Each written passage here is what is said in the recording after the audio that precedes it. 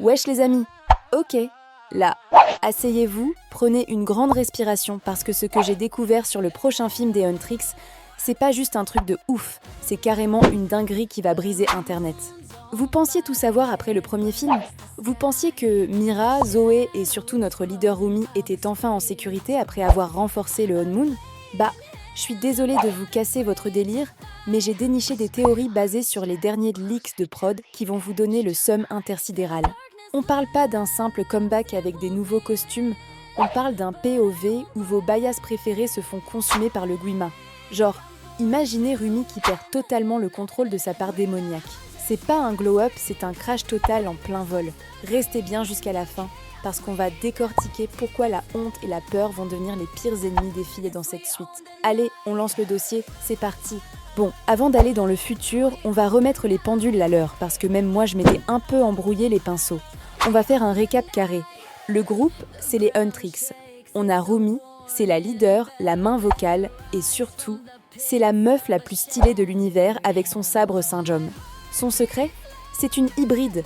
Son père est un démon et sa mère était une chasseuse légendaire des Sunlight Sisters. C'est elle qui porte tout sur ses épaules, surtout depuis qu'elle a dû gérer le bordel avec Jinoo et les Saja Boys. D'ailleurs, on en parle de Jinoo. J'ai encore les larmes aux yeux quand je pense à son sacrifice. Le mec était lié au Guima depuis l'époque Joseon, il a essayé de se racheter et bam, il donne tout pour sauver Rumi. C'est trop triste, j'en peux plus. Ensuite, on a Mira, c'est pas la chef, c'est la main danseur.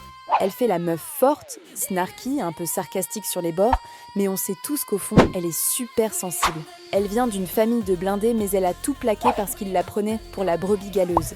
Et enfin, il y a Zoé, notre petite McNair, la rappeuse qui vient de Californie.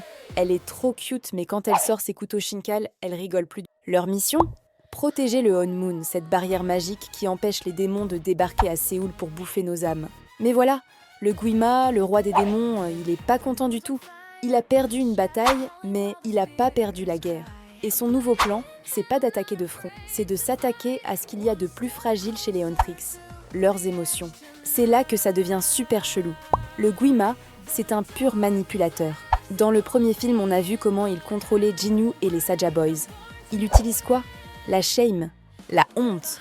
Ce sentiment dégueu que t'as quand tu penses que t'es pas assez bien, que t'as fait une boulette ou que tout le monde te juge. Dans le monde de la K-pop en 2026, la pression est juste monstrueuse.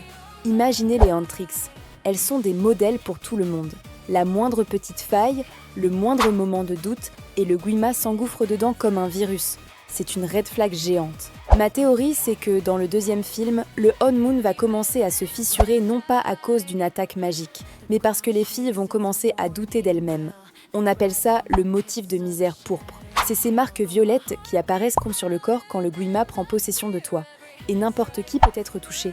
On n'est pas sur un petit coup de blues, on est sur une transformation physique qui te transforme en monstre si tu gères pas tes insécurités. C'est ça le vrai message du film. Ton pire démon, c'est toi-même. C'est profond, non ? Genre, c'est une vraie réflexion sur la santé mentale des idoles cachées derrière un film de monstres. Franchement, Sony, ils ont fait une masterclass sur ce coup-là. Alors, on va faire des pronostics. Qui parmi nos 3 queens risque de basculer en mode démon dans la suite ? D'abord, parlons de Rumi. Pour moi, c'est la cible numéro 1. Pourquoi ? Parce qu'elle a déjà ce sang démoniaque en elle. Elle passe son temps à essayer d'être la leader parfaite, à honorer la mémoire de sa mère Ryumi Yang. Mais imaginez si elle commence à avoir peur de sa propre part d'ombre. La peur de devenir comme son père. C'est justement ça qui va attirer le Guima. On pourrait avoir une scène de dingue où elle essaie de chanter pour renforcer le Honmoon, mais sa voix commence à sortir de manière distordue, démoniaque. J'ai déjà les frissons. Ensuite, il y a Mira. Mira, elle cache tout sous son sarcasme. Elle fait la meuf « je m'en fous ». Mais on sait que le rejet de sa famille, c'est une blessure qui s'est jamais refermée. Si le Guima lui montre des visions de ses parents qui ont honte d'elle, elle pourrait vriller en une seconde. Imaginez une Mira démoniaque qui utilise sa danse pour hypnotiser les fans et aspirer leurs âmes. Ce serait un banger visuel, mais je serais tellement déçue d'elle. Et Zoé, c'est la plus jeune. Elle est super connectée à ses fans.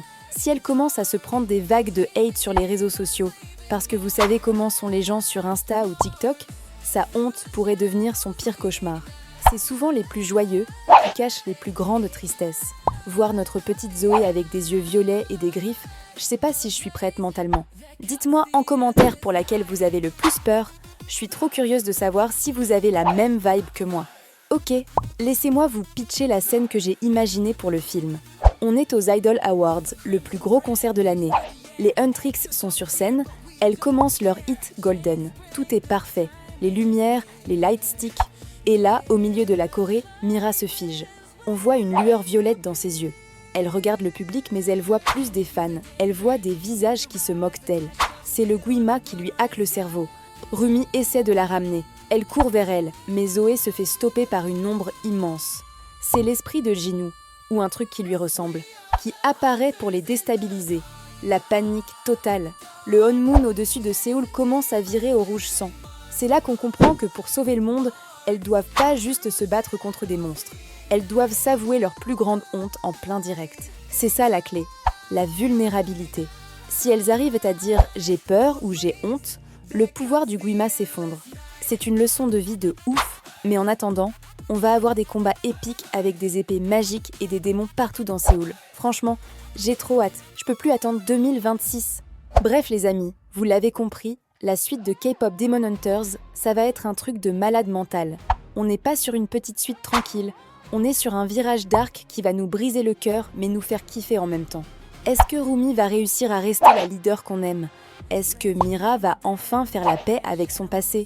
Et surtout, est-ce qu'on va revoir Jinou d'une manière ou d'une autre ? Franchement, j'espère, parce que leur duo avec Rumi, c'était trop mon crush cinématographique de l'année dernière. Si vous avez kiffé cette analyse, s'il te plaît, lâche un énorme pouce bleu pour soutenir mon travail de recherche. Parce que j'ai vraiment galéré cette fois, j'avoue. Abonne-toi et active la petite cloche pour pas louper ma prochaine vidéo où on va analyser le nouveau design des Saja Boys. Parce qu'à Skip, ils reviennent en mode fantôme. Mais chut, c'est un secret. Partagez cette vidéo à toutes les Huntrix stans que vous connaissez, faut qu'on soit prêt pour le choc. Allez, je vous laisse, je vais lire tous vos commentaires sur qui va devenir un démon en premier. Bisous les besties, restez connectés et surtout, faites attention à vos démons. Ciao.